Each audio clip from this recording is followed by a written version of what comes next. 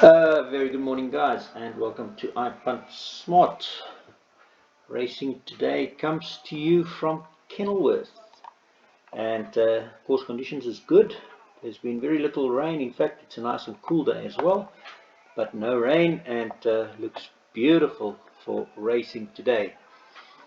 We have quite a busy program. I see we've got 4 greenies in total for the day.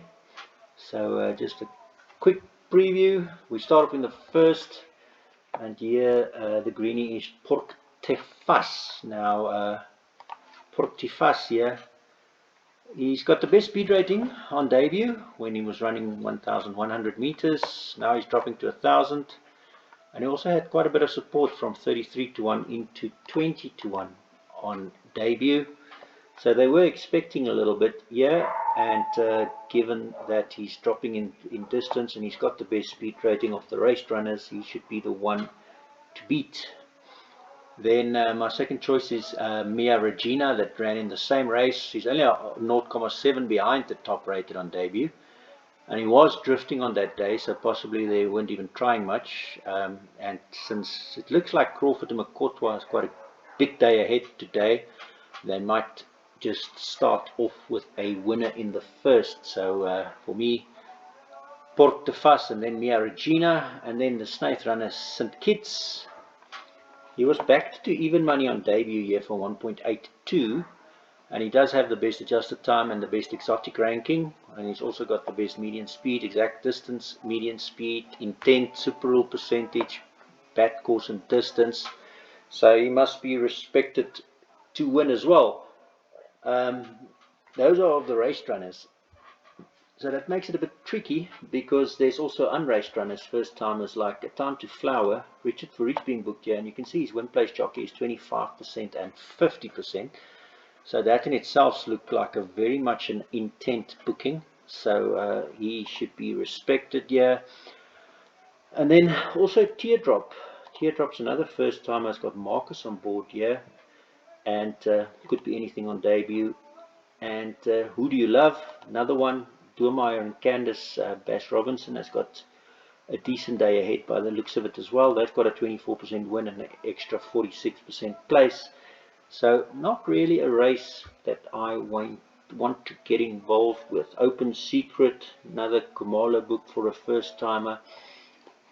So yeah, suggesting to say for the bipod 6371 and possibly 89. Because you don't know about the first timers and how they will be doing.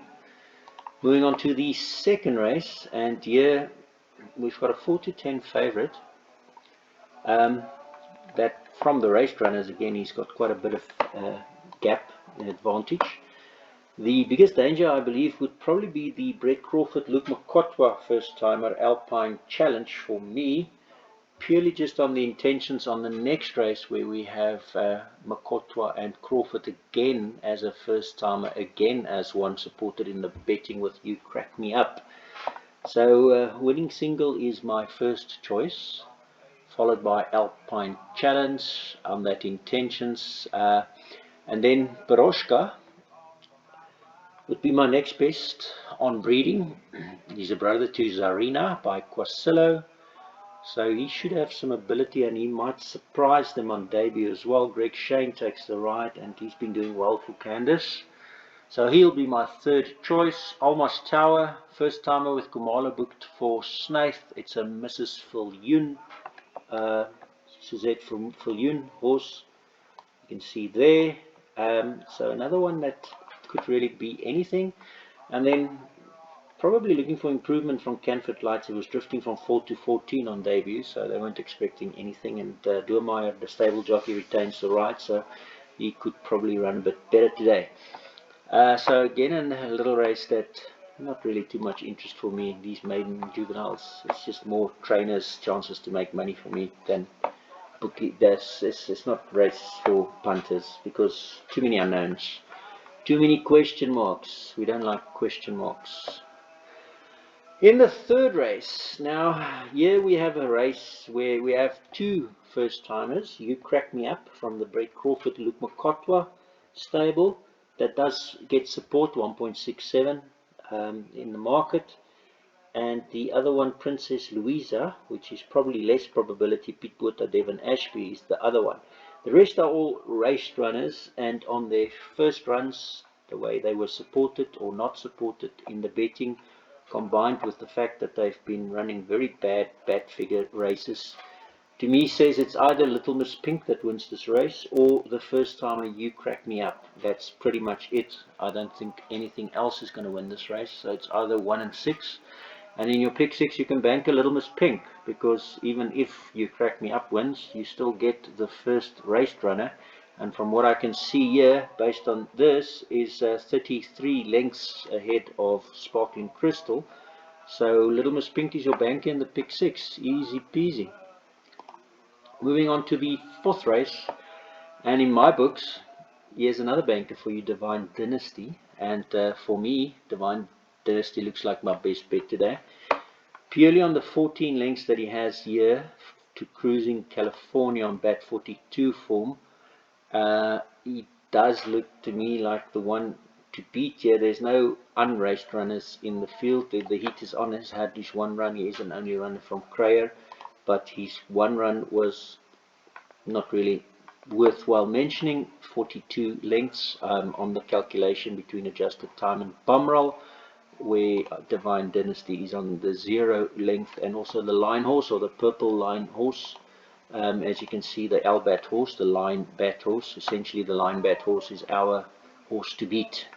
In other words, same conditions, same surface, same distance or distance category, which is within 150 meters down and 250 up from today if it's under 1600, and then 250 and 350 if it's above 1600.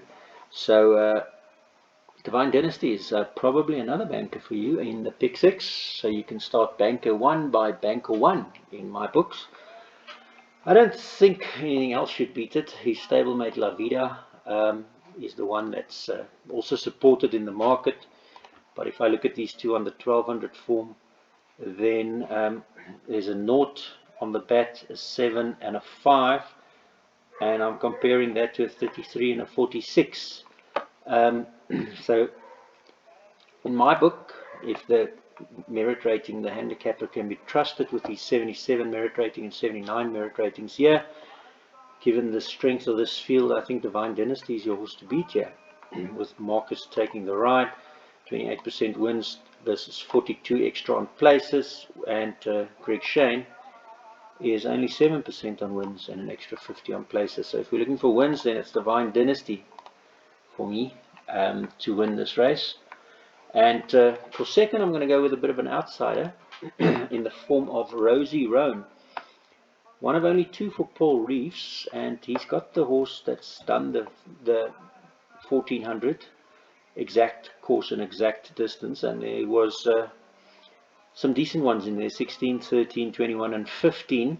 Now if you look at Cruising California, he's on a 19, and Petra's best year is a 15.84.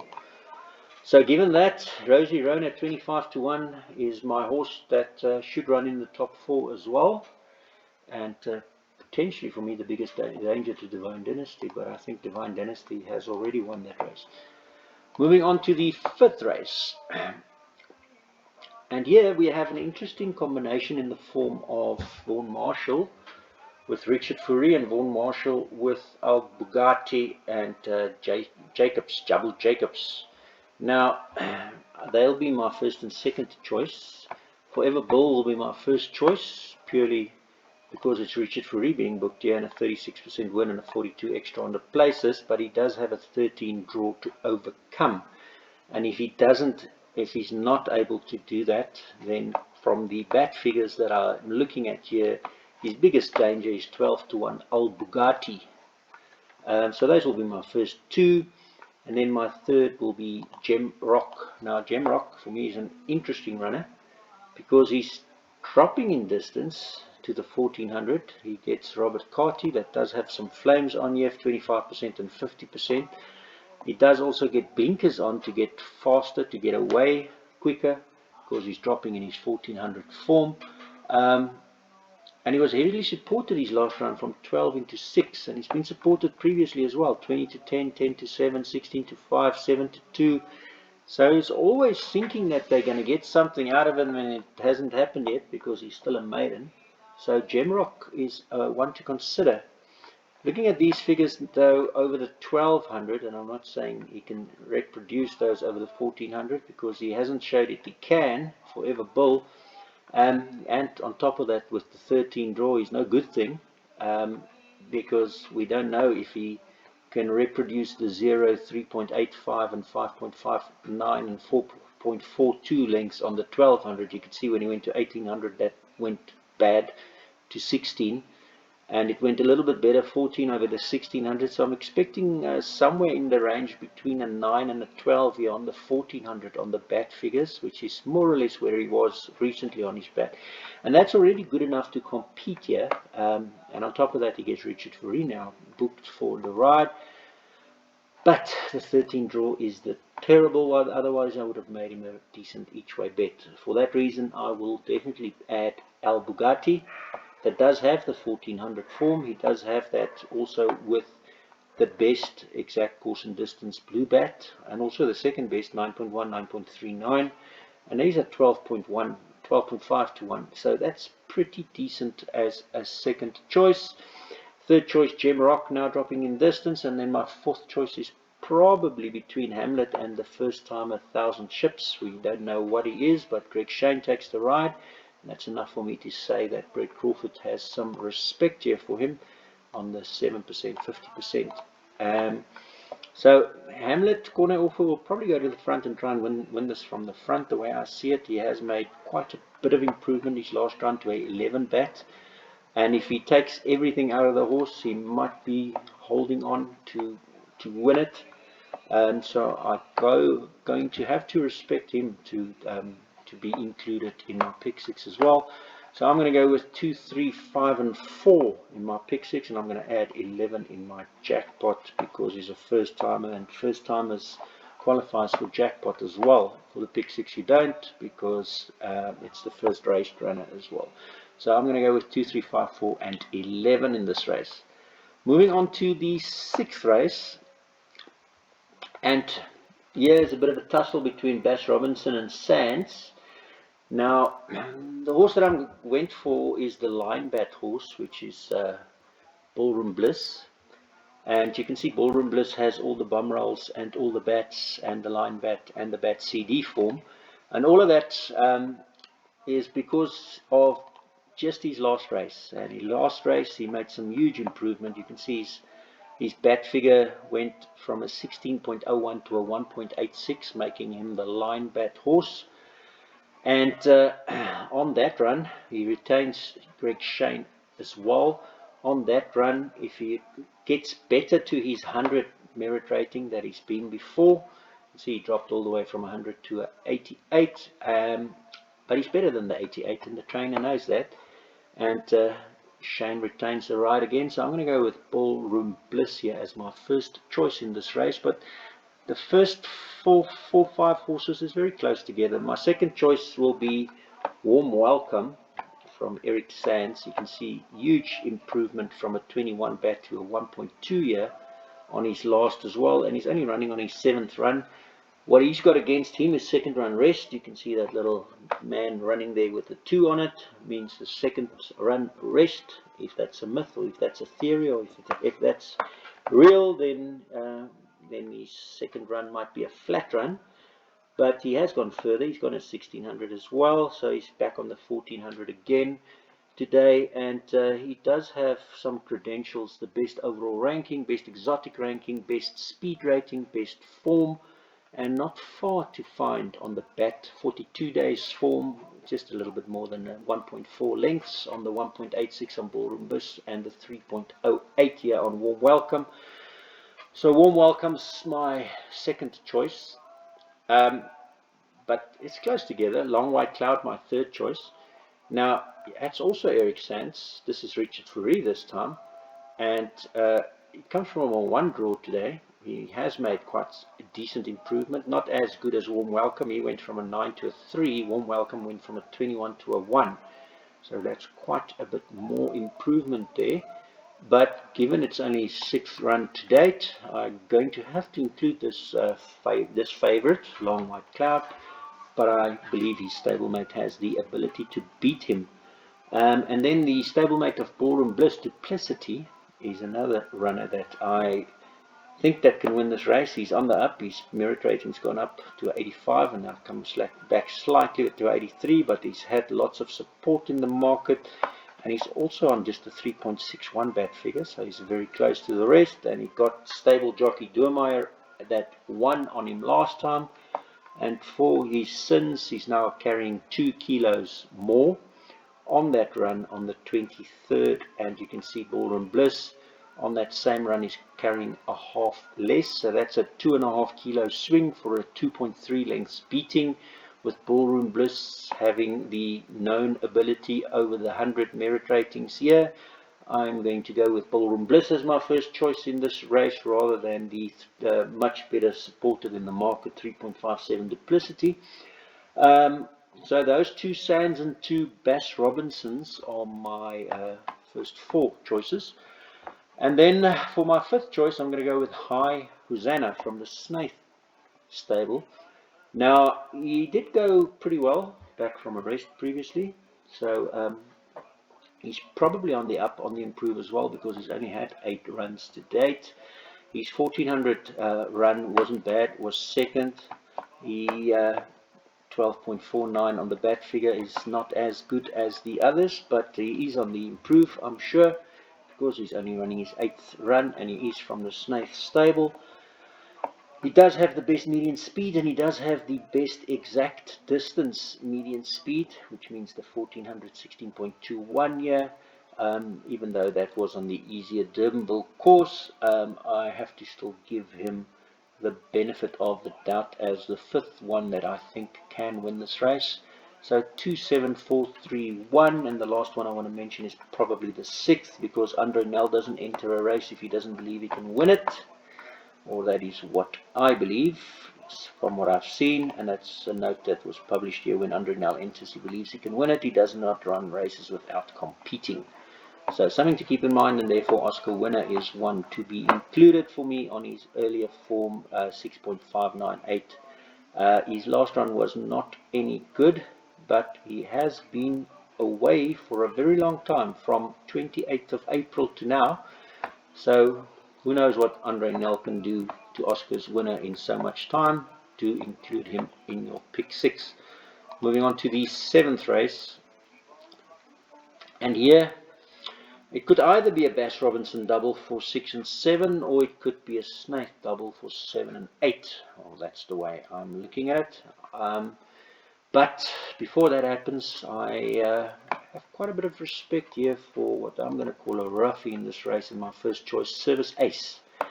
Now, the reason for that is if I look at 1600 meters only, proven 1600 meters form, then you can see I wanted all year has a 8.98 and a 9.8 on the bat figures, which was older bat figures on the 168 days line.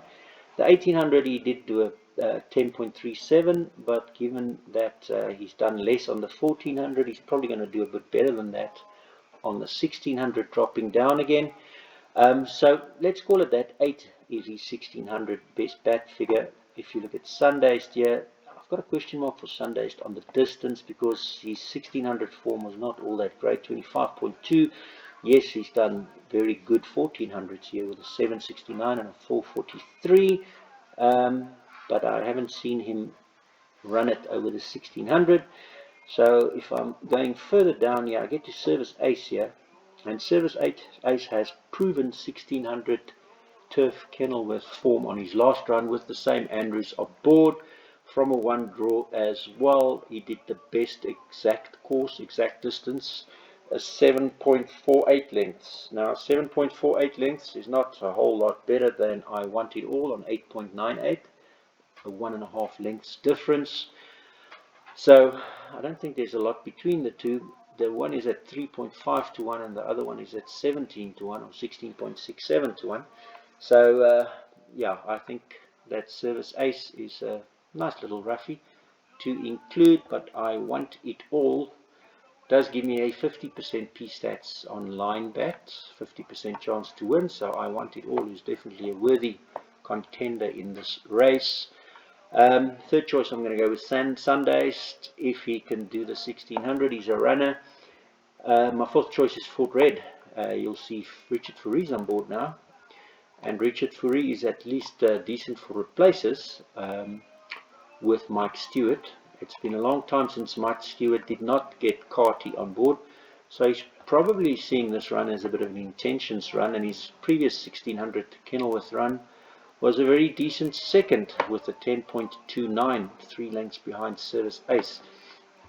So Fort Red will be a contender for me in the top 4, and then I have to include another 2 horses. Let It Burn, Dean Cunningham, another trainer that doesn't really run his horses without thinking they've got a chance, and he's got the best back curve, the consistency reward over the last 280 days. So that makes him a runner for me, and the previous 1800 was maybe a little bit too far. If you consider the 1200 he did 2.8 and 1400 he did 7.3, went to 18, bit too far, went into 11. So dropping back to the 1600, he's probably going to slot in there between the 7 and the 11, which does bring him right in line with where Service Ace is on the 7. So I'm going to have to give him a chance to win this as well. And I'm going to have to give a Linger Longer a chance as well, because he simply loves this course and distance. He's run on the course and distance here in a merit rated 78 and won, and he's run in a maiden and won over the 1600 course and distance as well. He can go further. He's won over the 1915, a merit 76, and those runs were when Greg Shane was on board, even when they were supported as well. So I most definitely think that a Linger Longer has to be thrown in, and I haven't mentioned the favourite yet, but throw in the favourite Future Prince if you need, if you think that he's good enough to win. I haven't seen it, because when he went up to 1400 he did way worse than when he went over the 1200. Now he's going another 200 up to 1600. He could be good enough, and that could just be a wrong indicator to show us he did much worse over the 1400, but maybe throw him in for your pick 6. He's no good thing at 2.27, to be quite honest with you, or in my opinion, I'd say. So Service Ace, I want it all. Sundays, Fort Red, Let It Burn, and then a Linger Longer, Future Prince. Those are my options. Gentleman Joe, interesting runner here at the bottom as well. I just don't expect him to have improved enough now from that 36 bat to now go into the 1600 so much better in the little time he had, 21 days basically. Moving on to the last race, and here's the second portion of Justin Snaith's double, I believe, either with Captain's Knot or with Kalahari Ferrari. Those would be my first 2, and then Double Charge my third choice, Queenswood my fourth choice, and Waterman with Greg Shane on board from a rest for Stain is my fifth choice. So the line horse here for me is Captain's Knot, which is my first choice at 6 to 1, nice price. You can see he takes all the bomb rolls, he takes all the bats, he takes the line bat over the exact same course and distance, and he does take the exact course and distance bat C, obviously, 3.18 lengths. He looks like the stable preferred with Kumalo booked here, and this could be the double for Snaith. Nice price is what I think. He's been really supported in well with the Melo last time. Kumalo did fail on him, but that was a 1700, it was too far, so I'm giving him another chance. Back in the 1200 he was first and third and second, so this is his distance. I think Captain's Knot is a decent each way at that kind of price. My second choice, and his biggest challenger, is potentially his own stablemate, Kalahari Ferrari. Zaki and Snaith gets along well recently. They seem to win a few races when the stablemate is preferred recently. And it can happen here as well. If you look at these consistency bats of 5, 7, 8, 9, 7 versus Captain's Knot's only got the one of 3.18, but the others is all way worse than that. So if you're looking for the consistent performer, that's why your bat curve is the best one here on consistency. It's Kalahari Ferrari. So maybe hedging the 2 Snaith runners is not a bad idea, especially after you've seen Snaith winning the 7th with I Want It All, then that's not a bad idea to hedge those two. Double Charge is my next best. I think he's got a little bit more to do over the 1200. It seems his 1000 meters was a better form than his 1200 form, but dropping down here with Grant van Niekerk also riding at a 7.7. If he gets back to that kind of form, then he's good enough to win this, so I've got to respect him. And then Crawford also has could finish with Queen's Wood here, and the reason why I think Queen's Wood could be a runner is based on his debut run, his first run 1200 with Mokotwa on board, winning on a decent enough 11.98 on the bat figures. That's decent enough to get him in the mix here as well. And then last one I want to mention here that I think can win this race is What a Man. And What a Man is not as good over the 1200, but the interesting portion for me is Greg Shane's taking the ride now after Grant Burr has tried so often and failed so often. So he's coming from a rest. The last time he ran was on 20th of October. He had 2 seconds in a row, and that wasn't good enough for Pete Steyn, because now Pete Steyn books Greg Shane at 14-1. Bit of a tough draw to overcome at 10, but a bit of a roughie to include here for me, so I'm going to include that as well. In total, my pick six only cost 1152, and that is 1 by 1 by 2354, by 274316, by 84563219, by 734112, and 6. 1152 Rand Bank.